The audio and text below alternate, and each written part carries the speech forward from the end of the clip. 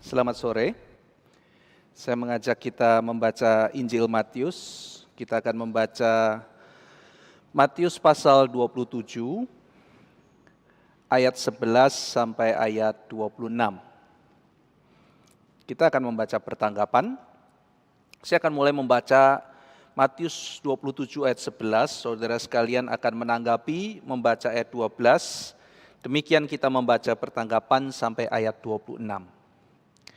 Lalu Yesus dihadapkan kepada wali negeri, dan wali negeri bertanya kepadanya, "Engkaukah raja orang Yahudi?" Jawab Yesus, "Engkau sendiri mengatakannya."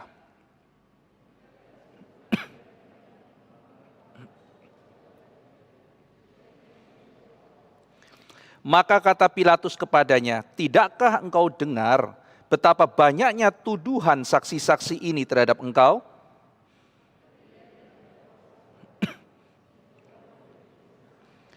Telah menjadi kebiasaan bagi wali negeri untuk membebaskan satu orang hukuman pada tiap-tiap hari raya itu atas pilihan orang banyak.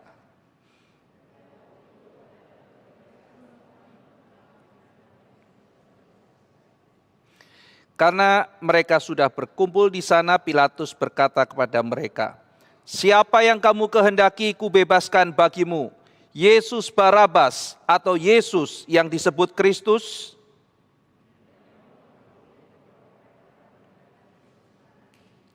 Ketika Pilatus sedang duduk di kursi pengadilan, istrinya mengirim pesan kepadanya, "Jangan engkau mencampuri perkara orang benar itu, sebab karena dia aku sangat menderita dalam mimpi tadi malam."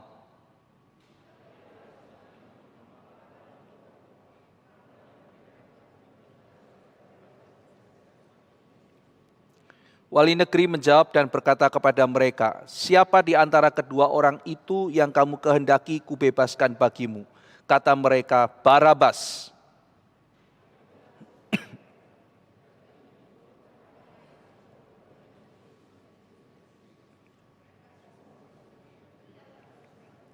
Katanya, "Tetapi kejahatan apakah yang telah dilakukannya?" Namun mereka makin keras berteriak, "Ia harus disalibkan."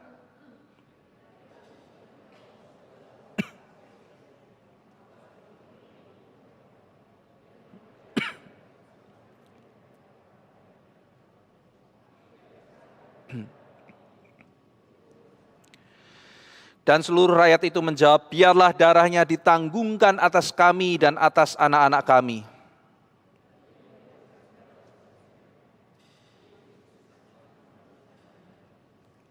Mari kita berdoa. Bapa dalam surga, di dalam menyambut Minggu Sengsara, mengingat akan cinta kasih-Mu yang besar, pengorbanan-Mu untuk menebus dosa-dosa kami. Pada hari ini kami sekali lagi mau membaca, merenungkan firman-Mu. Ketika Engkau Raja segala raja, Hakim segala hakim, harus secara tidak adil berada di hadapan pengadilan manusia yang penuh cacat dan penuh ketidakadilan. Biarlah ketika kami belajar, ketika kami membaca firman-Mu, Tuhan bekerja di tengah-tengah kami, menguatkan iman kami, menambah hikmat kami, sehingga kami menjadi anak-anak Tuhan yang terus bertumbuh di dalam kekudusan dan bertumbuh di dalam anugerah Tuhan. Terima kasih ya Tuhan, topang setiap kami dengan anugerah-Mu. Dalam nama Tuhan Yesus Kristus kami berdoa. Amin. Saudara sekalian, kita melihat kegagalan hukum dan kegagalan pengadilan di dalam kisah pengadilan Tuhan Yesus. Hukum manusia seharusnya mencerminkan hukum Allah. Dan pengadilan manusia seharusnya menjalankan hukum yang sesuai dengan menjadi kehendak Tuhan. Tetapi hukum tidaklah selalu mencerminkan hukum Tuhan. Dan proses pengadilan tidaklah selalu memutuskan sesuatu secara adil. Di dalam dunia ini, Yesus diadili oleh dua macam pengadilan, yang dua-duanya tidak adil. Yang pertama adalah pengadilan agama. Kita di dalam eksposisi Injil Yohanes dengan teliti, kita melihat hal-hal apa yang tidak adil di dalam proses pengadilan tersebut.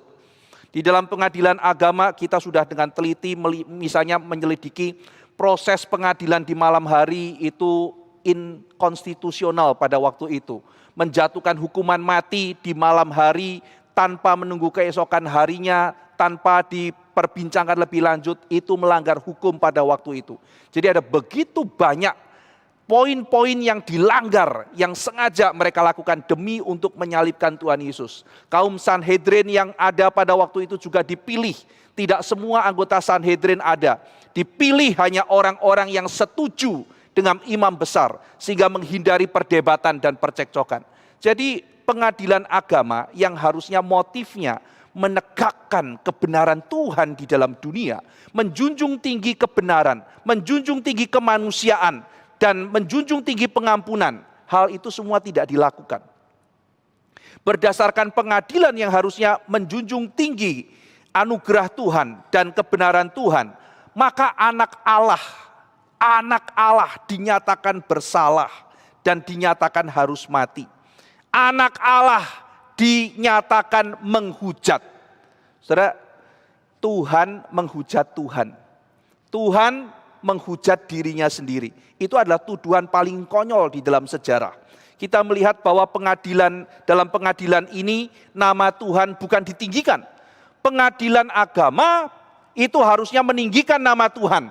Tetapi pengadilan agama itu merendahkan Tuhan, menghina Tuhan, mengolok-olok Tuhan di dalam prosesnya.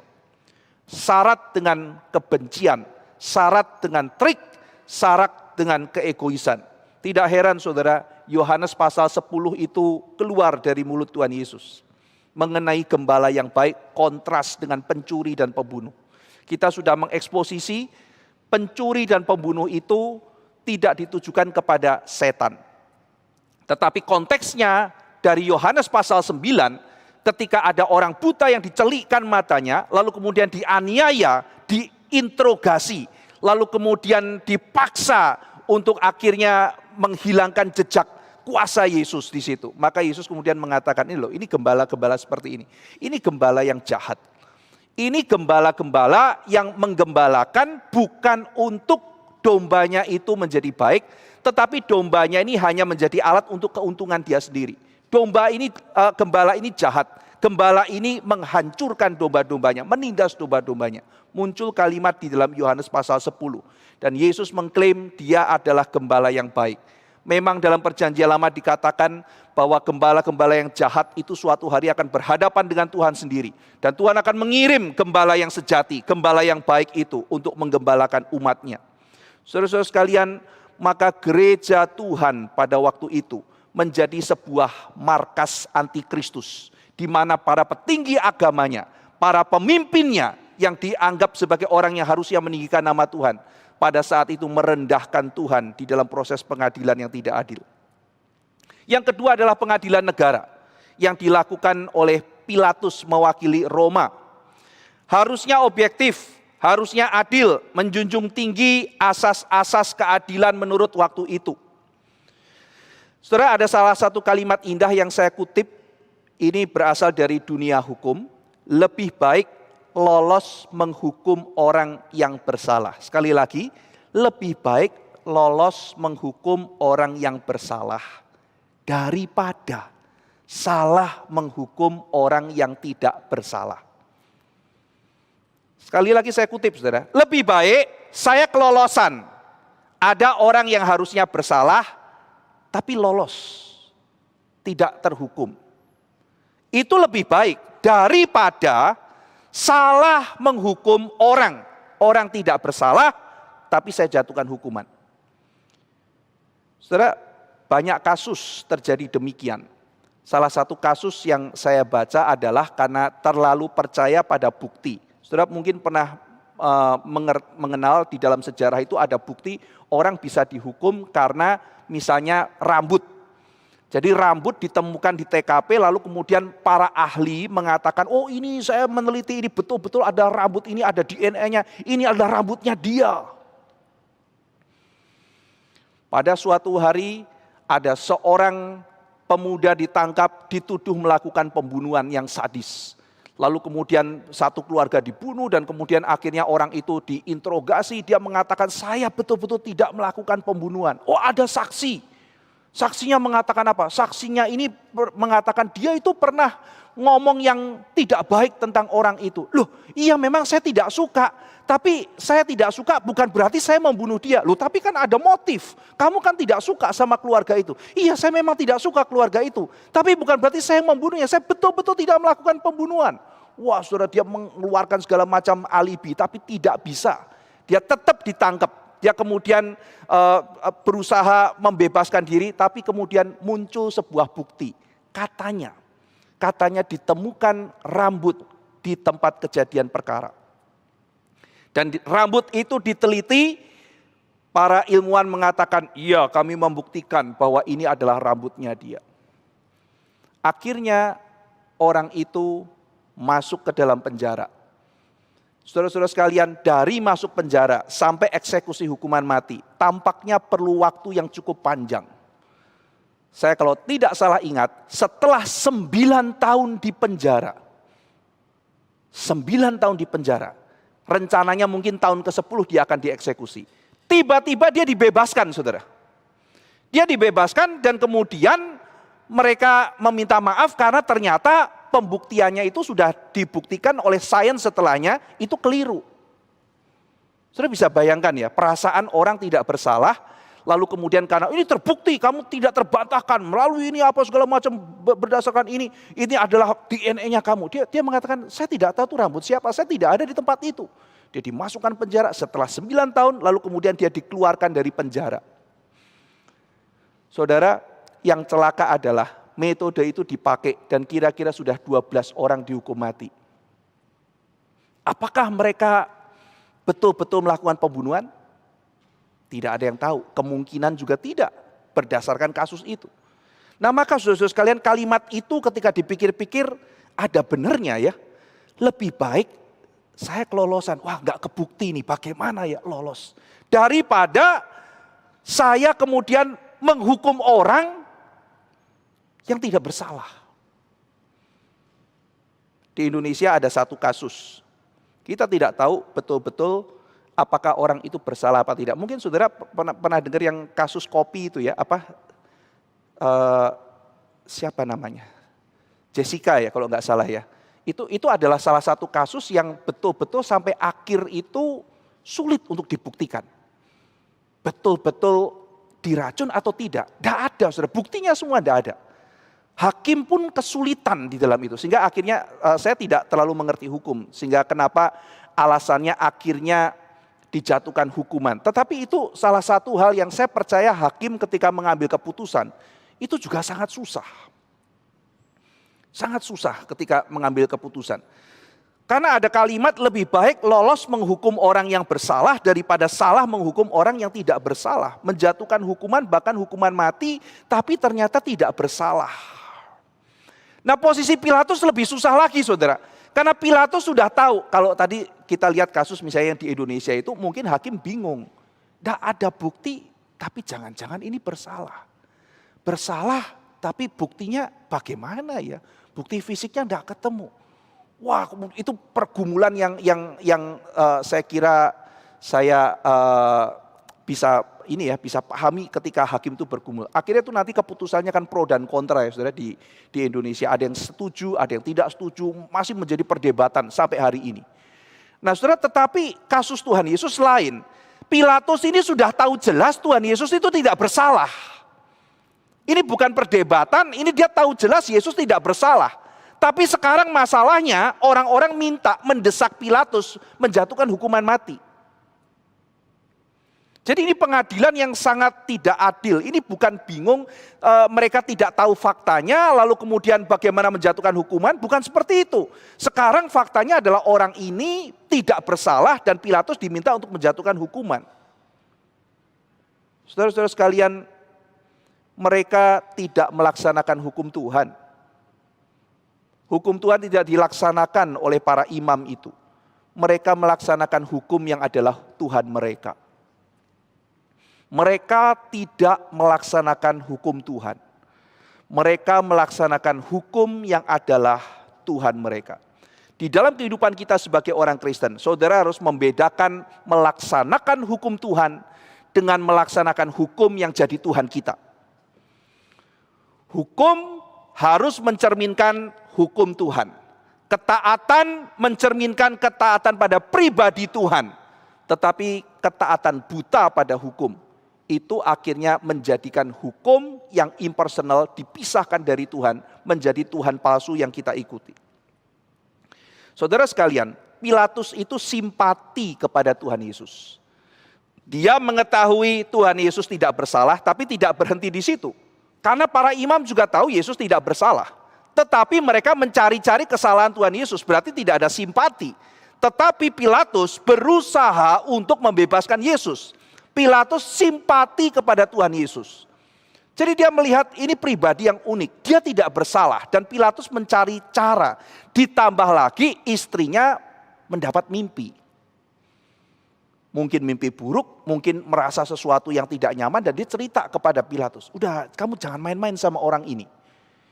Ini saya semalam mimpi dan sangat terganggu sekali. Please, jangan hukum orang ini. Istrinya sudah bicara.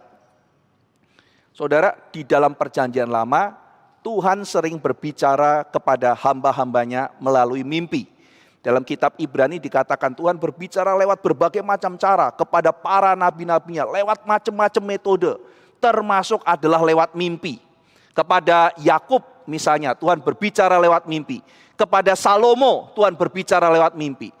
Tampaknya saudara, di dalam perjanjian baru, sebelum kitab suci nanti lengkap ditulis, Tuhan juga memberikan mimpi, mengganggu istri Pilatus, menggelisahkan untuk kemudian dia memberikan sedikit warning kepada Pilatus mengenai siapakah Kristus. Dicatat ada mimpi yang terjadi pada istrinya Pilatus. Saudara, mengenai mimpi dan firasat itu dalam sejarah ada beberapa catatan.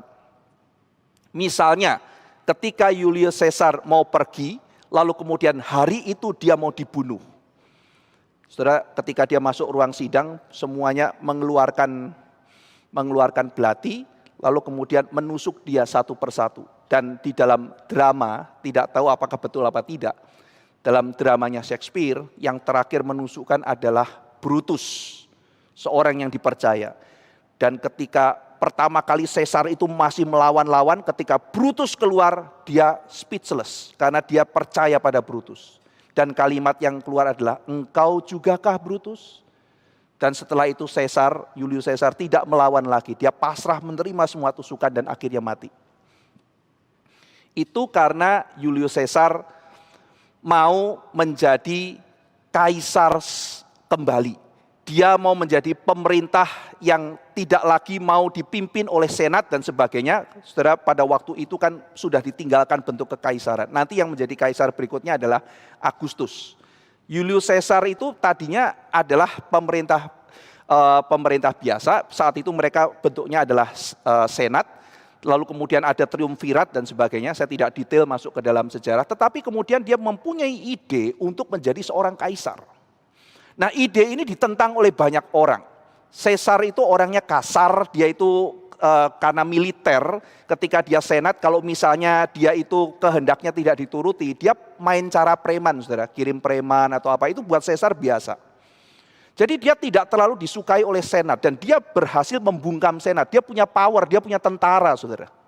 Dan sekarang dia mau menjadi seorang kaisar, banyak orang ketakutan, bagaimana dengan demokrasi di Roma? Maka akhirnya dia dibunuh. Nah, maka Brutus itu kalau di dalam sepanjang sejarah itu dibaca seperti Yudas Iskariot. Saudara, kalau mempelajari sejarah Roma, Brutus biasanya seperti Yudas Iskariot. Tetapi sekarang muncul wacana baru. Karena demokrasi itu sekarang menjadi sesuatu yang diminati oleh orang zaman sekarang. Sesuatu yang dianggap baik karena pemerintahan tiran itu dikontraskan dengan pemerintahan bersama oleh banyak orang. Sehingga Brutus itu sekarang dipandang sebagai orang yang pro demokrasi. Nah, jadi sekarang kalau kita membaca Brutus versus Caesar, tidak lagi, oh ini pengkhianatnya Yudas Iskariotnya. Kalau kita membaca Yudas Iskariot, kita sudah dikasih tahu Alkitab ini yang jahat, ini yang benar. Tetapi ketika kita sekarang membaca sejarah Romawi, Brutus itu jangan-jangan bukan sekedar pengkhianat loh. Brutus jangan-jangan orang yang masih peduli pada demokrasi. Nah, itu sekarang ada wacana itu untuk membaca Brutus. Nah, saudara, pada waktu Caesar itu mau pergi, istrinya tuh bilang, kamu jangan pergi, aku mimpi. Tapi karena Caesar itu sangat confident, dia tidak peduli, Julius Caesar pergi dan kemudian akhirnya dia mati di situ. Nah, itu sejarah mencatat bahwa ada orang yang mendapat mimpi lalu kasih tahu. Nah, sekarang istrinya Pilatus mendapatkan mimpi. Saudara, bagaimana dengan zaman sekarang? Wah, zaman sekarang apakah Tuhan masih berbicara lewat mimpi dan sebagainya? Saudara, kalau sekarang saudara misalnya mengatakan, Pak, benar loh Pak, ada orang dapat mimpi. Lalu kemudian setelah itu betul-betul kejadian dan sebagainya. Saudara, kita harus membedakan di mana tempatnya di dalam kekristenan kita. Bagaimana kita sebagai orang reform melihat fenomena seperti ini. Yang pertama saudara, kita mesti tahu semua sumber kebenaran yang paling kita bisa percaya adalah kitab suci. Jadi ini menjadi penguji daripada seluruh pengalaman yang kita alami. Termasuk apapun pengalamannya, batu ujiannya adalah kitab suci yang sudah diwahyukan oleh Tuhan perjanjian lama dan perjanjian baru. Lah terus bagaimana Pak menempatkan mimpi dan sebagainya? Masukkan itu ke dalam pengalaman pribadi saudara. Pengalaman rohani pribadi. Misalnya begini, loh kok saya mimpi? Ya, mimpinya begini, mimpi bisa benar, mimpi bisa salah. Ketika mimpimu benar, tidak ada bedanya dengan kitab suci. Ya, tidak mengubah kitab suci, justru kitab suci menjadi penguji mimpimu. Oh, kok mimpi saya kejadian? Oh, berarti mungkin Tuhan mau kasih tahu saya sesuatu, memberi peringatan. Ya terima kasih sama Tuhan, tidak mengubah apapun. Jadi anggaplah itu sebagai sebuah pengalaman rohani pribadi, relasi personal antara Tuhan dengan engkau. Dan ketika engkau cerita dan orang lain tidak mau percaya, tidak apa-apa. Kenapa? Karena itu pengalaman rohani pribadi. Misalnya saudara, wah aku mimpi. Wah mimpi begini terus besoknya kejadian seperti ini. Terus ada orang bilang, oh kok Ivan, kalau yang kali ini saya nggak mau percaya. Oh saya nggak boleh marah. Kurang ajar kamu, tidak percaya. Ini kalimat Tuhan, tidak begitu, ini mimpi. Tapi kalau saya misalnya mengatakan, Tuhan Yesus mengatakan, oh saya tidak percaya. Loh ini Alkitab bilang begini loh, tidak boleh loh, tidak percaya. Ini kamu harus percaya. Aku tidak mau percaya. Ya itu kamu harus tanggung jawab sendiri. Tapi Alkitab bilang begini, harus percaya kamu. Karena Alkitab bilangnya begini. Ini ada perbedaan saudara ya. Antara apa yang dikatakan Alkitab dengan apa yang terjadi di dalam pengalaman rohani pribadi. Nah jadi di sini, mungkinkah saudara mengalami mimpi, oh mimpinya benar-benar kejadian ya, sesuai mimpi saya? Mungkin saja. Mungkinkah Tuhan yang memberikan kepada saya untuk memberi peringatan? Mungkin saja. Tetapi ujilah itu dengan firman Tuhan. Ambil contoh. Satu orang tanya kepada saya, Pak, ada seorang anak itu bisa melihat masa depan. Wih, berarti dia bisa mengetahui apa yang terjadi. Oh iya, dia mendapat semacam mimpi lalu kasih tahu, mimpinya kejadian. Oke. Ya, saya ajarkan sama dia, taruhlah itu di dalam pengalaman rohani pribadi. Oh, dia lakukan, Saudara. Oh, dia oke, ya saya mengerti gitu ya. Dia mimpi ini kejadian. Oke, bersyukur sama Tuhan, itu semacam kayak peringatan ke depan. Terus mimpi lagi, Saudara. Mimpi lagi, betul ada kejadian mirip seperti itu. Oh, oke, ya. Berarti itu mimpi mirip, ya sudah, itu pengalaman rohani pribadi. Jadi Saudara perhatikan ya, 2 kali dia mimpi, 2 kali kejadian seperti mimpinya. Nah, kalau dia tidak dipimpin oleh hikmat Tuhan, kira-kira perasaan apa yang mulai muncul di dalam hatinya? Sakti juga saya ya, boleh juga ya. Saya orang spesial dong, saya orang pilihan Tuhan yang luar biasa rohani, terpilih atau levelnya gimana. Karena orang lain tidak, saya dapat. Dan saudara tahu apa mimpi yang ketiga? Mimpi yang ketiga adalah, saya kasih tahu kamu, Yesus bukan Tuhan. Lalu saya bilang, itu setan. Iya kan? Jadi mimpi pertama ya cuman kejadian. Mimpi kedua apa yang diimajinasikan dengan apa yang itu kejadian. Mimpi yang ketiga dikasih tahu Yesus bukan Tuhan. Spirit nanti dalam 1 Yohanes yang mengatakan Yesus bukan Tuhan adalah spirit anti-Kristus. Nah, jadi di sini saudara sekalian, firman harus menjadi patokan kita untuk menilai roh apa yang ada, kejadian apa yang ada, pengalaman rohani apa. Kita harus menilainya.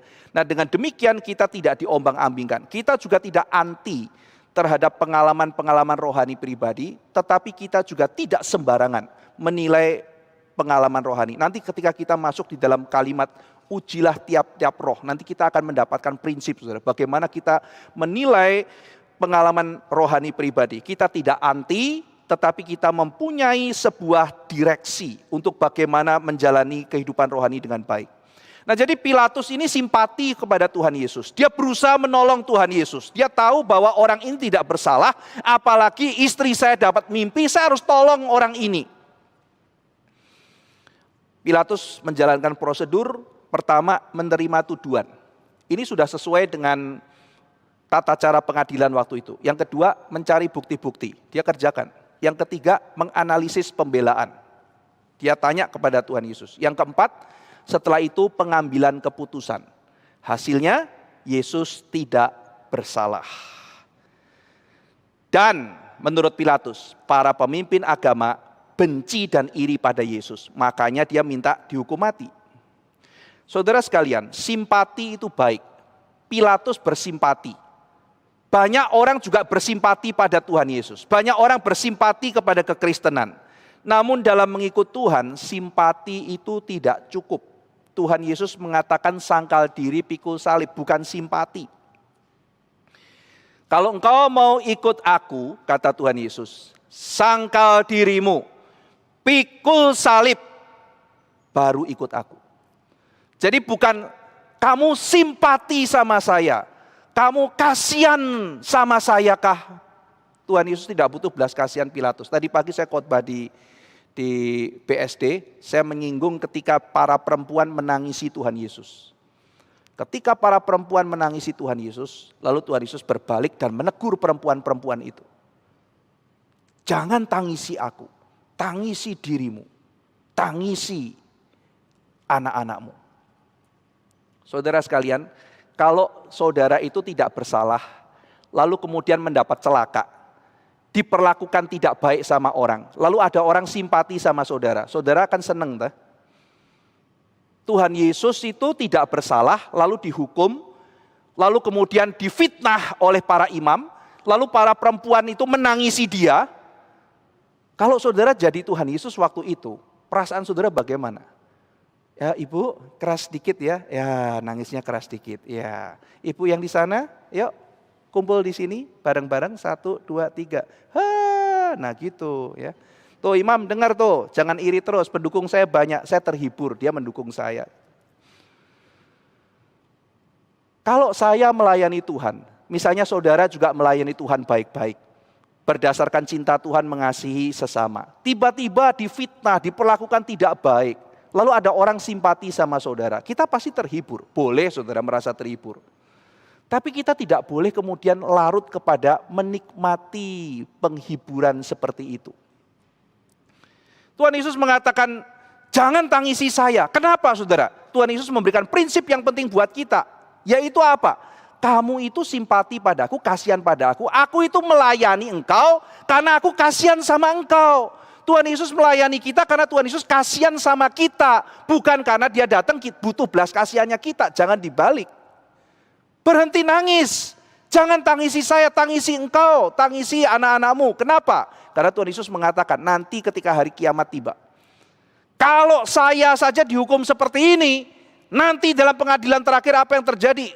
Kamu akan bilang sama gunung, gunung rubuh timpa kami. Oh bukit-bukit ayo lompat ke sini tindih kami. Maksudnya apa? Dia saking takutnya menghadap Tuhan. Jadi Tuhan Yesus mau mengatakan aku ini mengalami ini karena aku kasihan sama engkau. Engkau tidak berbelas kasihan pada aku. Aku itu mengasihani engkau. Jangan mau dibalik. Saudara kita juga begitu. Kalau kita melayani, saudara mempunyai beban, Anda masuk sekolah minggu, Anda melayani apa? Karena Anda mengasihi jiwa-jiwa itu. Kan Tuhan Yesus sudah mengatakan, kenapa kita melayani Tuhan? Karena cinta kasih. Nah, ketika saudara sudah melayani, tiba-tiba diperlakukan tidak adil, kok sekarang tiba-tiba jadi kita itu pengemis belas kasihan. Waduh, kalau ada orang perhatian sama kita seneng banget. Kebalik saudara. Kalau kita datang melayani, mentalitasnya adalah cari belas kasihan, itu kebalik. Tuhan Yesus membalik itu. Datang untuk mengasihani. Datang untuk mengasihi. Nah, saudara sekalian, simpati itu baik, tapi ikut Tuhan bukan cuma simpati. Bukan, wah saya simpati sama Tuhan. Tidak, tetapi sangkal diri. Pilatus simpati itu baik. Lebih baik simpati daripada mungkin menjadi penganiaya, bukan? Tetapi simpati itu tidak cukup. Pilatus itu akhirnya bingung harus melakukan apa. Dia pengen membebaskan Yesus, tapi dia sulit. Kenapa saudara? Karena Pilatus pernah kena kasus. Saya pernah membicarakan ini. Ada beberapa kasus yang dilakukan Pilatus. Yang pertama, Pilatus tidak sensitif. Pilatus pernah masuk ke Yerusalem membawa ikon kaisar. Jadi Pilatus itu di dalam bagian ini diceritakan seolah-olah orang figur yang ambigu. Kenyataannya, kalau saudara mendapat gambaran yang lengkap, Pilatus itu seorang yang kejam. Jadi dia datang dengan confident, sudah dikasih tahu, masuk Yerusalem jangan bawa ikon kaisar. Mereka berontak loh, tidak peduli dia masuk dengan ikon kaisar. Apa yang terjadi saudara? Maka terjadi pemberontakan. Pemberontakan pertama. Yang kedua, dia lihat bait suci banyak uang. Terus dia mulai pikir, uangnya banyak ya, saya mau punya proyek membuat aquaduk, saluran air. Pakai duitnya bait suci, saya bikin aquaduk. Kan untuk mereka juga. Berani dia ambil kas bait suci, dipakai membangun aquaduk. Marah, terjadi pemberontakan. Yang ketiga, ketika ada sekelompok pesiarah. Pesiarah itu mencari harta karun saudara. Mencari harta karun seorang namanya Yudas Makabeus. Dikira mereka pemberontak, lalu kemudian dibantai. Setelah dibantai dicari, ternyata tidak bawa senjata. Memang bukan pemberontak kok, pencari harta karun. Sehingga itu menimbulkan keresahan di masyarakat. Nah, sudah beberapa kali dia melakukan kesalahan. Sekali lagi ini, kalau sampai melakukan kesalahan yang fatal, posisinya bisa dicopot. Dia bisa tidak jadi gubernur lagi. Jadi dia memang punya hati kecil, dia punya nurani, dan dia mungkin nuraninya berkata, lepaskan Yesus. Istrinya juga mengatakan, lepaskan Yesus. Saya mau Yesus, tapi saya tidak mau bentrok dengan orang Sanhedrin. Saya takut. Mau ikut Yesus? Yes. Tapi aku gak mau bentrok sama teman-temanku. Aku punya teman nyontek, teman disko, teman-teman itu narkoba atau teman-teman yang lain. Teman-teman dugem, aku punya teman-teman itu. Aku mau Yesus, tapi aku juga gak mau bentrok dengan mereka. Saudara-saudara sekalian, Pilatus mungkin beda dengan Sadrah, Mesah, Abednego. Pilatus terlalu lemah untuk menantang dunia dengan komitmen. Sadrah, Mesah, dan Abednego tahu konsekuensinya. Mereka mungkin akan mati ketika mengikut Yesus. Tetapi ketika mengikut Tuhan, tapi mereka berani mengambil komitmen. Pilatus tahu kebenaran, dia punya nurani, tetapi dia tidak kuasa karena dia punya kelemahan yang dia tidak mau hancurkan di hadapan Tuhan. Yaitu keuntungan pribadinya, titik lemah, dia mencintai kedudukannya. Sadrah, Mesah, Abednego, dia tahu kalau mengikut Tuhan itu tidak ada instant gratification. Di dalam kitab Pengkhotbah, saudara, ada satu ayat yang mengatakan begini ya, jangan terlalu saleh, jangan terlalu berhikmat, gitu kan. Wah, banyak orang seneng ayat itu, saudara. Jangan terlalu saleh, jangan terlalu berhikmat, juga jangan terlalu jahat. Mungkin orang pikir, wah ini ayat kesukaan saya ini. Jadi kalau mabuk-mabuk sedikit boleh, karena jangan terlalu saleh gitu. Tapi juga jangan jahat-jahat lah, ya. Kalau mukulin orang itu jahat, jangan. Ya jahat-jahat dikit boleh lah. Itu bukan arti ayat tersebut, saudara. Kitab di dalam Pengkhotbah pasal 7 yang mengatakan jangan terlalu saleh, jangan terlalu berhikmat, itu termasuk salah satu bagian yang sulit untuk ditafsir. Tetapi konteksnya adalah pada waktu itu Pengkhotbah sedang mengatakan bahwa kadang-kadang ada orang-orang benar itu yang susah. Dia juga melihat ada orang-orang yang fasik, tetapi kelihatannya hidupnya itu tenang-tenang. Nah, jadi di sini dia mau bicara mengenai kedaulatan Allah. Ada orang-orang benar diizinkan untuk sementara mengalami kesulitan. Ada orang-orang yang kelihatannya fasik diizinkan untuk hidupnya mungkin kelihatan baik. Nah, di sini dia lalu kemudian bicara, jangan terlalu saleh, jangan terlalu jahat, tapi takut akan Tuhan. Jadi ada 3 cara hidup, tidak terlalu saleh, tidak terlalu jahat, tapi takut akan Tuhan. Takut akan Tuhan dikontraskan dengan terlalu saleh, takut akan Tuhan dikontraskan dengan terlalu jahat. Apa maksud jangan terlalu saleh? Maksudnya itu saudara, itu panjang ya untuk melihat seluruh konteksnya. Kira-kira cepat artinya begini. Kita tuh jangan pikir kalau kita sudah berbuat baik, langsung kita akan dapat hadiahnya saat itu juga. Saya berbuat baik nih Tuhan, kok saya susah begini? Berarti kita ingin begitu berbuat baik langsung dapat hasilnya. Tidak bisa seperti itu. Tuhan cara bekerjanya tidak seperti itu. Maka pengkhotbah mengajarkan kamu tuh harus takut akan Tuhan. Ya, jangan terlalu saleh atau menganggap bahwa setiap kita tuh berjasa langsung boleh dapat hadiah dari Tuhan. Tetapi apa yang harus dilakukan? Pokoknya meskipun kondisinya tidak baik, tetap takut akan Tuhan. Kelihatannya rugi, tetap takut akan Tuhan. Kenapa saudara? Karena kita menyembah Tuhan yang hidup. Contohnya siapa? Yusuf. Yusuf itu saudara, banyak alasan bilang aku sudah gak mau jadi orang baik lagi. Karena dia baik kayak apapun, kelihatan sial di mata dunia. Tetapi Yusuf tetap takut akan Tuhan, tetap takut akan Tuhan. Dimasukkan penjara takut akan Tuhan. Dia difitnah takut akan Tuhan. Nanti Tuhan yang angkat dia. Jadi saudara-saudara sekalian, Pilatus beda dengan Sadrah, Mesah, dan Abednego. Sadrah, Mesah, dan Abednego tahu dia harus takut akan Tuhan. Loh, kelihatan kamu dilempar loh. Tidak peduli. Tuhan tolong, Tuhan tidak tolong, itu kedaulatan Tuhan. Tapi aku tahu, aku harus takut akan Tuhan. Tuhan tidak akan membiarkan saya. Tuhan akan memberikan yang terbaik buat saya. Saya menyerahkan sama Tuhan, apa itu yang terbaik. Pokoknya saya takut akan Tuhan. Pilatus tidak. Loh, kalau aku misalnya jadi orang baik, aku kehilangan loh. Aku akan kehilangan semuanya, aku akan kehilangan jabatanku. Akhirnya saudara, karena Pilatus cuci tangan, dia kompromi, akhirnya justru dia kehilangan segalanya.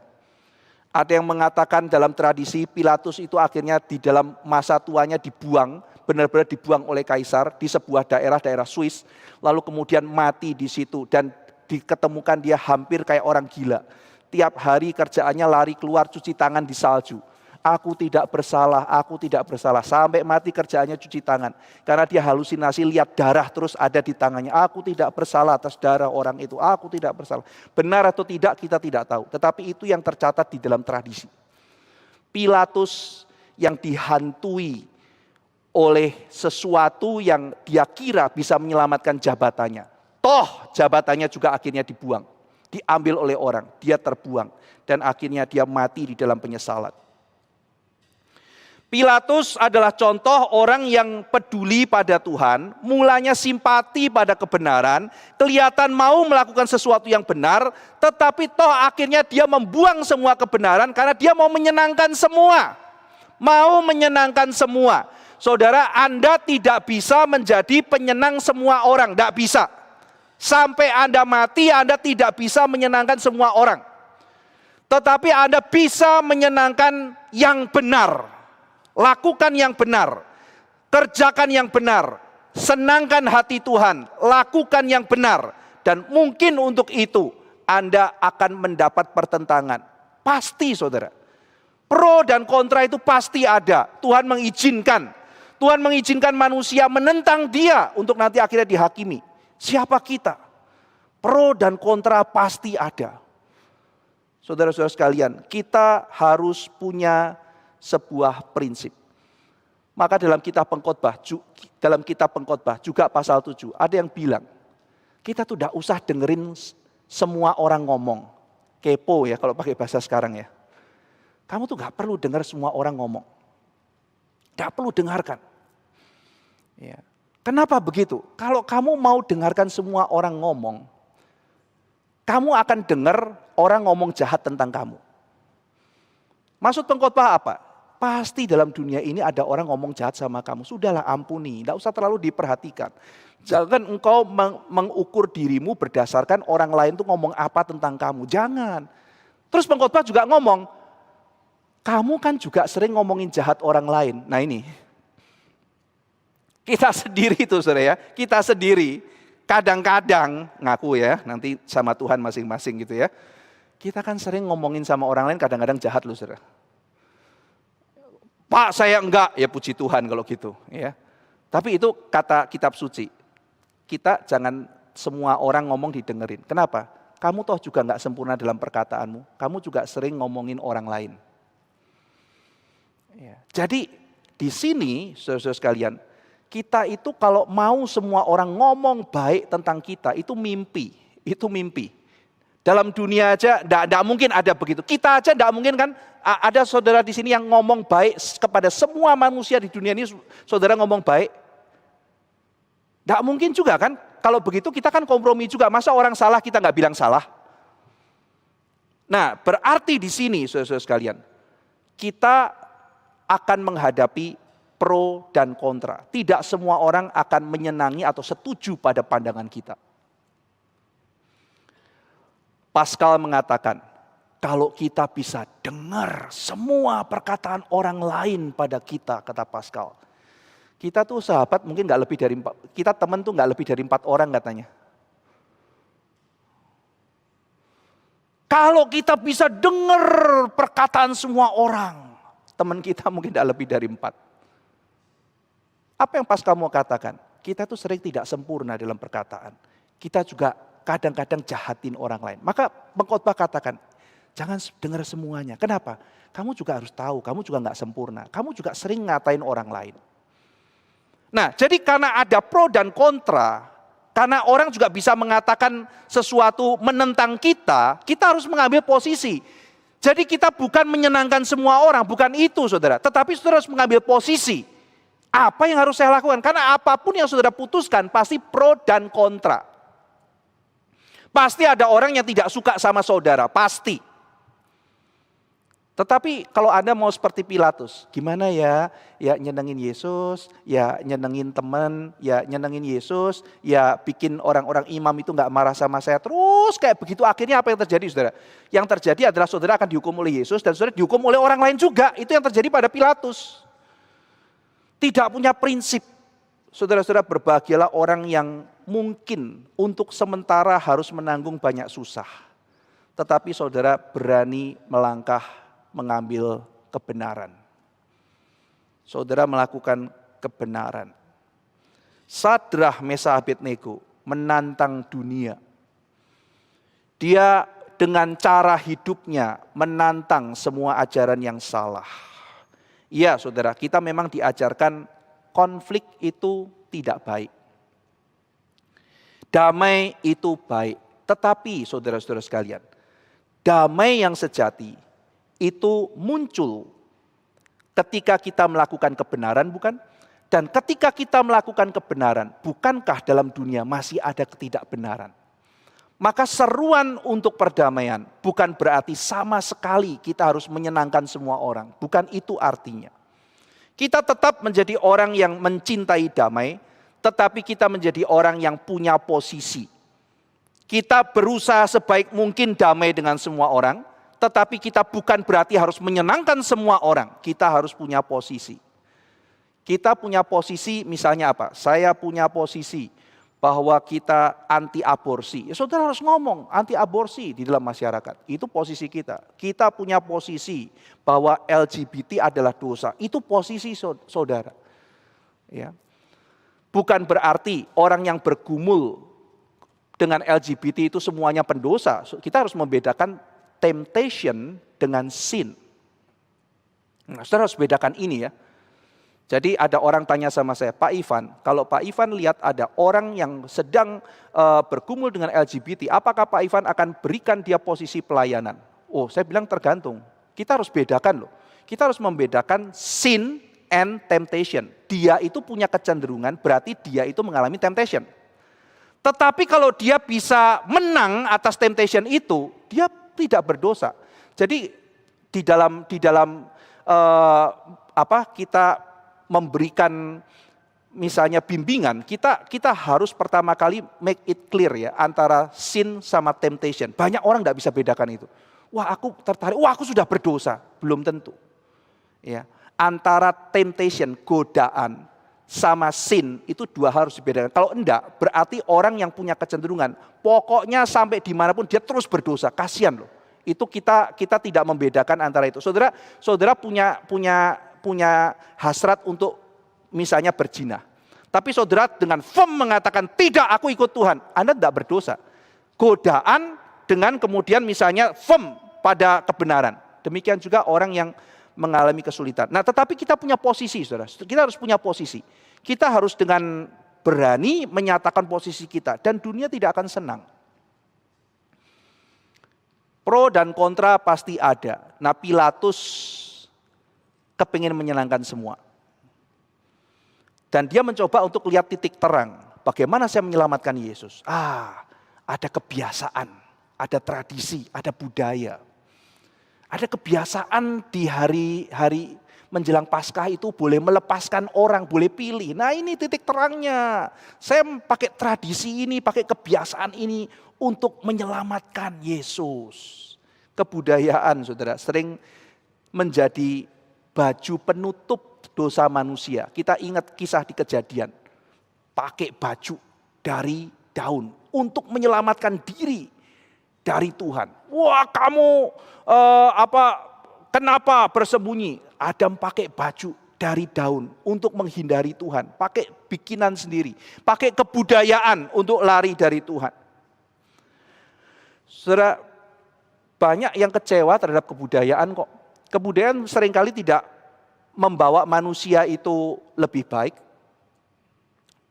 Seorang bernama Rousseau mengatakan kebudayaan itu membusukkan manusia. Busuk kebudayaan itu. Dengan agak berlebihan dia bahkan mengatakan sains apa segala macam itu ada kebusukan. Ya itu terlalu ekstrim mungkin. Tetapi poin dia adalah kenapa orang-orang di kota itu seringkali lebih jahat daripada orang-orang yang tidak berkebudayaan yang ada di desa-desa. Saudara, orang kaya itu kadang lebih pelit dari orang desa loh.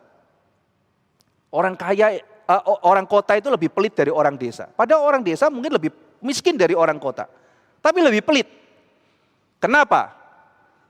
Gaji orang kota lebih tinggi dari orang desa. Tapi orang kota lebih pelit. Kenapa? Rousseau mengatakan, karena ada namanya luxuries. Ada barang mewah. Jadi selama ada barang mewah, berapapun yang kita punya tidak cukup. Orang di kampung punya motor bebek bekas, itu sudah mewah. Cita-citanya udah ada kendaraan, ya sudah. Punya motor, 40 tahun dipakai, tidak rusak-rusak, ya sudah bahagia. Tapi orang-orang yang lihat, waduh, ini Hermes keluarin kantong plastik resek baru loh. Loh kan beneran saudara kan? Beneran kan? Dia kan bikin eksperimen. Apapun yang dia jual atas nama merek, kalau nggak salah Hermes ya, yang jual kantong plastik 10 juta itu. Dan ada yang beli, menunjukkan the power of brand itu ya. Itu benar-benar eksperimen yang dia lakukan. Benar-benar dibeli kantong plastik transparan itu 10 juta. The power of brand. Jadi ada luxuries di dalam dunia ini. Di dalam orang-orang kota. Maka itu membuat kita menjadi kurang murah hati. Nah jadi kebudayaan itu tidak tentu selalu baik. Kalau kita anti kebudayaan juga itu kita berarti menghina anugerah Tuhan memberikan kebudayaan. Tapi Rousseau menunjukkan kebudayaan itu tidak tentu baik. Lao Tse mengatakan kebudayaan itu tidak baik. Khalil Gibran mengatakan kebudayaan itu kejam. Sultan Takdir Ali Syabana itu pakai puisi melawan adat. Khairil Anwar berusaha untuk melawan kebudayaan, adat dan sebagainya. Nah jadi di dalam sepanjang sejarah ada orang-orang yang mengkritik kebudayaan yang dianggap membusukkan manusia. Jadi sekarang si Pilatus mau pakai kebudayaan, trik melepaskan Tuhan Yesus dengan cara yang santun, dengan cara yang manis, dengan cara yang halus, tanpa konflik. Ada saatnya mungkin kita harus begitu, saudara. Tapi ada saatnya di mana itu tidak bisa. Soren Kierkegaard mengatakan ada saatnya moderation, kesopanan, itu semua adalah cara kita bersembunyi dari satu kata, pengecut. Ada saatnya kita butuh moderation, ada saatnya kita melakukan bijaksana. Tapi ada momen, kata Kierkegaard, semua kata-kata itu sebetulnya sinonim dengan kata pengecut. Dan di sini, di dalam kasus ini, terjadi pada diri Pilatus. Bagaimana cara Pilatus memakai tradisi kebudayaan untuk melepaskan Yesus? Yang pertama, bawalah seorang yang namanya adalah Barabas, ya. Setelah lewat proses Yesus dikirim ke Herodes, Herodes juga lepas tangan. Herodes mungkin pikir, aduh yang susah-susah kamu kasih ke saya, balikin lagi ke Pilatus, ya kan? Lalu kemudian Yesus disesah tadi di bagian yang kita baca supaya orang-orang bilang ya sudahlah, udah kayak begitu disesahnya, lepaskan saja. Dan yang jelas adalah meminta rakyat untuk memilih, pilihlah Yesus Kristus atau Yesus Barabas. Yesus Kristus atau Yesus Barabas. Nah, saudara sekalian, jadi kita melihat ada dua macam Yesus. Yesus Barabas dan Yesus Kristus. Kalau saudara membaca Alkitab di LAI muncul ya, Yesus Kristus dan Yesus Barabas. Tapi kalau saudara tadi membaca ESV, kalau saudara membaca mungkin NASB kalau saya nggak salah ingat ya, King James juga, itu kata Yesus Barabas tidak muncul. Cuma Barabas saja. Kalau saudara bawanya NIV, Yesus Barabas muncul. Loh, LAI, NIV, kenapa ada Yesus Barabas? Kemudian ESV, kenapa tidak ada Yesus Barabasnya? Karena memang ada varian teks. Ada varian teks. Lalu kemudian teks yang diambil oleh ESV itu yang tidak ada, sementara LAI, NIV itu mengambil varian teks yang ada Yesus Barabas. Loh, saudara, kenapa ya kok NIV dan LAI itu memakai kata Yesus Barabas? Dan kenapa yang lain tidak? Ada argumentasinya macam-macam, saudara. Salah satunya begini, yang tidak memasukkan karena mungkin para penulis awal tuh mikir, waduh kok Yesus disamakan kayak Barabas? Kok Tuhan Yesus Kristus disamakan sama Yesus Barabas? Karena mereka tidak mau nama Yesus dicemarkan, disamakan dengan Yesus Barabas, kata Yesusnya itu diedit. Ada teks yang begitu, ada yang mengatakan demikian.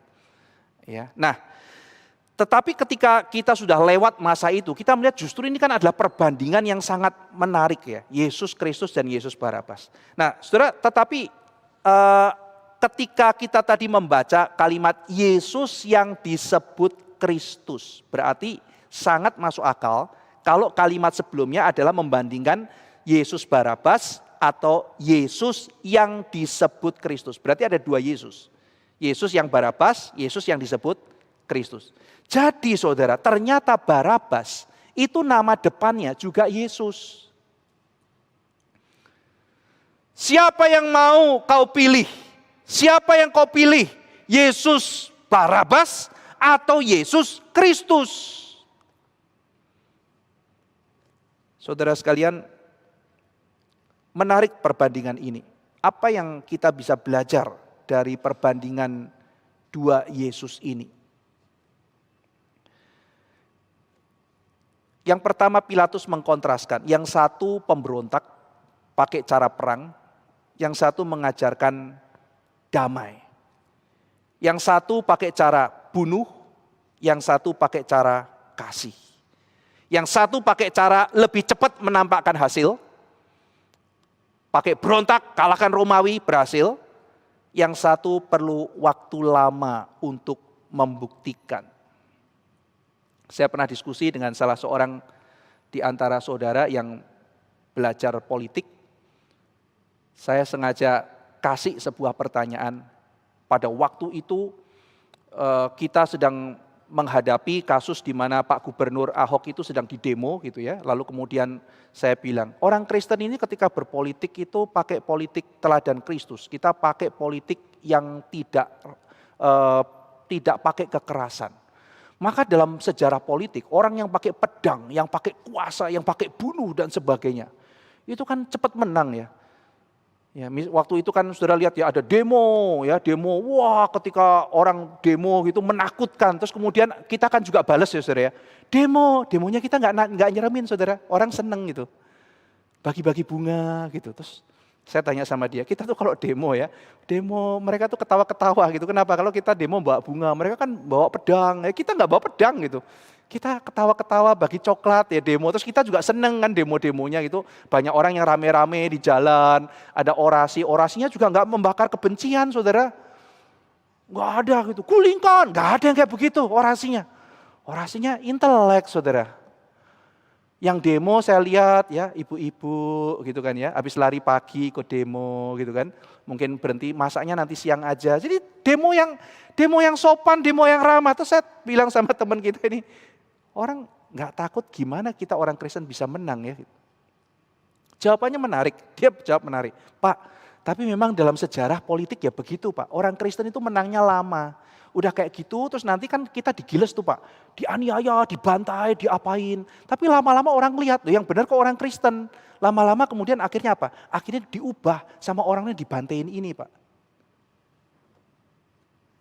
Yang pakai pedang, yang pakai cara keras, lama-lama menimbulkan kemarahan, kebencian di mana-mana.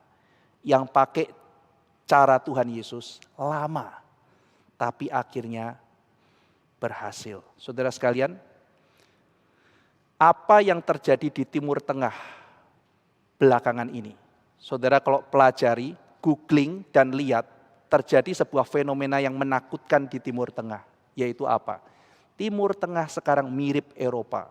Mulai banyak orang yang jadi ateis. Di Irak, orang yang pindah jadi ateis makin banyak. Di Arab Saudi, orang yang mengklaim diri agnostik dan ateis makin banyak. Mirip dengan Eropa yang post-Christian era. Pertanyaannya adalah kenapa mereka melepaskan agama? Mereka melepaskan iman karena mereka melihat adanya pembunuhan, kekerasan yang dilakukan atas nama agama. Mereka sendiri goncang, kok begini ya? Kok seperti ini?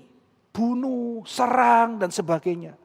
Saudara-saudara sekalian, untuk sementara cara-cara kekerasan itu, untuk sementara kelihatannya menang. Tetapi ketika kita mau membangun sesuatu, kita pakai cara Tuhan. Kenapa? Karena ini caranya Tuhan. Saudara, untuk sementara cara-cara keras, tindas, lalu kemudian segala macam cara itu kelihatan akan berhasil. Tetapi kalau kita sabar dan taat kepada Tuhan, lama-lama kita akan melihat cara Tuhan yang paling benar. Yesus mana yang kau ikut? Cara apa yang kau ikut? Cara sendiri Pak, lebih cepat. Saya mau kaya, pakai cara itu. Pakai jujur, pakai apa? Tipu-tipu dikit itu boleh. Papa saya sebelum bertobat kasih tahu saya begini, Van, kamu ke gereja tuh boleh, tapi apa-apa jangan dimasukkan hati. Loh, ya, nah, namanya Papa kasih tahu ya kan. Kalau mama kan bilang, kalau Papa bilang tuh ya iya dulu gitu ya. Ya saya kan nggak berani bantah namanya Papa Pak. Iya Pak gitu. Jangan dimasukkan ke dalam hati. Saya dalam hati mikir, emang dimasukin ke dengkul gitu ya. Tapi kan nggak berani. Saudara. Masa kurang ajar sama papi sendiri gitu. Iya Pi gitu. Terus dia bilang, namanya dagang itu harus tipu. Dagang itu sama dengan tipu. Kalau orang nggak tipu-tipu nggak bisa dagang. Oh, iya Pi gitu ya. Kamu kan besok jadi pedagang. Jadi kamu harus belajar nipu. Tipu-tipu itu enggak apa-apa. Tipu dalam hal dagang enggak apa-apa. Sudah nipu sana, nipu sini, kan dapat duit. Apa yang harus kamu lakukan? Kamu tolong orang miskin. Kasih persembahan ke gereja. Gitu ya. Jadi enggak semuanya tuh malaikat. Yang enggak tipu-tipu tuh malaikat aja. Pedagang itu nipu. Tapi selama nipunya hasilnya kemudian dipakai untuk baik, enggak apa-apa gitu. Ya, itu sebelum dia bertobat. Setelah bertobat, ceritanya lain, saudara. Ya, bersyukur ya, ada pertobatan. Setelah bertobat lain. Ya, jadi apa yang menjadi cara berpikir ayah saya sebelum dia bertobat, itu persis seperti apa yang menjadi cara yang dipilih manusia, bukan? Cara paling cepat ya begini, yang namanya dagang ya tipu. Kalau kamu nggak nipu, kamu nggak bisa dagang. Itu kan mitos, saudara. Kenapa harus begitu? Bukankah dalam Alkitab dibilang Tuhan itu benci pada timbangan yang serong? Kita jujur, kita berani jujur mengatakan sesuatu. Kita berhikmat, kita baik-baik, sehingga kita bisa mendapatkan trust. Sekarang bisnis juga bicara mengenai trust, bukan? Kalau kita menipu sana-sini, kita nggak ada trust, bagaimana orang percaya kepada kita? Sekarang bisnis bicara mengenai trust. Kita dipercaya oleh orang lain. Saudara, dan itu bukan waktu yang instan. Yesus Kristus atau Yesus Barabas. Kenapa mereka pilih Barabas? Yang pertama, dikatakan karena iri. Dalam Markus pasal 15 ayat 11 juga dikatakan hal yang sama seperti yang tadi kita baca di kitab Lukas. Mereka iri. Barabas dibebaskan karena para imam kepala itu iri pada Tuhan Yesus. Lalu kemudian mereka menghasut massa. Menghasut supaya mereka juga sama-sama benci sama Yesus. Yang kedua, karena memang dosa tidak pernah rasional. Manusia membenarkan diri, menyalahkan Tuhan. Dalam kebutaan rohaninya, manusia yang jahat itu lebih memilih pembunuh daripada anak Allah. Orang kalau sudah buta, pilih Yesus atau pembunuh? Dia pilih pembunuh, karena mata rohaninya sudah buta. Sekarang suruh pilih Tuhan apa setan? Dia pilih setan. Karena matanya sudah buta, saudara. Lebih memilih pembunuh daripada anak Allah. Orang yang buta rohani tidak bisa memilih dengan baik. Maka dalam dunia ini kenapa kita butuh anugerah Tuhan? Karena tanpa anugerah Tuhan saudara tidak bisa bedakan baik dan jahat. Ini tema besar ya saudara. Dalam filsafat Plato membedakan baik dan jahat. Membedakan opini dengan kebenaran. Itu tema penting luar biasa. Dan Plato sadar itu orang-orang yang mengatakan dirinya pintar jadi pemimpin. Tidak bisa bedakan baik dan jahat, benar dan salah, adil dan tidak adil. Kalau itu tidak bisa, bagaimana mereka jadi pemimpin? Bagaimana mereka jadi pemimpin yang adil? Kalau adil itu apa mereka tidak tahu. Saudara, bagaimana Anda menjadi pemimpin rumah tangga? Kalau benar dan salah pun Anda tidak tahu. Bagaimana bisa menjadi pemimpin perusahaan? Kalau benar dan salah juga tidak tahu. Bagaimana menjadi pemimpin rohani? Kalau benar dan salah tidak tahu. Bagaimana menjadi guru sekolah minggu kalau benar dan salah tidak tahu. Tuhan Yesus mengatakan, aku kasihan mereka itu seperti domba, tidak ada gembala. Wah, kalimat itu menusuk saudara. Lihatlah mereka itu domba, tidak ada gembala. Lu itu begitu banyak imam itu apa bukan gembala. Mereka tidak bisa bedakan benar dan salah. Saudara tahu apa yang mereka katakan pada Yesus. Yesus ketika menyembuhkan orang, dibilang ini menyembuhkan pakai kuasa Beelzebul. Bayangkan pemimpin rohani membedakan Tuhan sama setan aja tidak bisa. Sampai separah itu dan dia menjadi pemimpin. Bapak dan ibu yang tidak bisa membedakan benar dan salah. Bagaimana kamu berani didik anakmu? Bagaimana berani? Benar dan salah tidak tahu kok. Yesus atau Barabas? Barabas. Buta mata rohaninya. Berapa banyak pilihan dalam kehidupan harus kita bikin. Tapi ini setiap hari kita memilih. Tapi kalau matanya buta, bagaimana bisa pilih? Saudara berdoalah Tuhan memberikan kepada kita mata rohani. Karena saudara itu anak Tuhan. Saudara itu bukan orang buangan. Saudara itu anak. Doa sama Tuhan. Minta mata yang jelas. Sehingga saudara bisa melihat. Karena Anda punya Roh Kudus. Dan Roh Kudus itu akan menganugerahkan penglihatan bagi mereka yang mau dipimpin olehnya. Minta dipimpin Roh Kudus. Minta saudara bisa melihat dengan jelas, dengan terang. Karena Anda adalah anak Tuhan. Anda tidak dibuang, Anda tidak sendirian. Saudara-saudara sekalian, Barabas itu artinya adalah bar, itu artinya kan anak. Abbas, Abba, itu bapak. Yesus Barabas adalah juru selamat anak bapak. Bayangin saudara ya, Yesus yang disebut Kristus dengan Yesus yang anak Bapak. Tapi ini anak Bapak yang palsu, saudara. Ini adalah anak Bapak yang asli, yaitu Yesus Kristus. Barabas itu mewakili umat manusia, memberontak melawan Tuhan, akan menerima hukuman. Tapi justru karena Kristus, Barabas hari itu dilepaskan. Pilihan kita menunjukkan siapa kita. Pelepasan Barabas menunjukkan anugerah Allah bagi kita. Kita orang-orang seperti Barabas dilepaskan melalui substitusi pengorbanan Kristus. Kristus yang mati menggantikan orang-orang berdosa, melepaskan orang-orang berdosa. Barabas berbeda dengan perampok. Nantinya kita akan melihat contoh yang sangat jelas dalam Injil Lukas. Perampok yang bertobat, yang terima Tuhan Yesus. Lalu kemudian di situ menunjukkan orang yang mati di dalam Tuhan karena menerima anugerah keselamatan. Tapi saudara sekalian, pilihan orang ketika memilih Barabas menunjukkan orang buta rohani, tidak bisa pilih.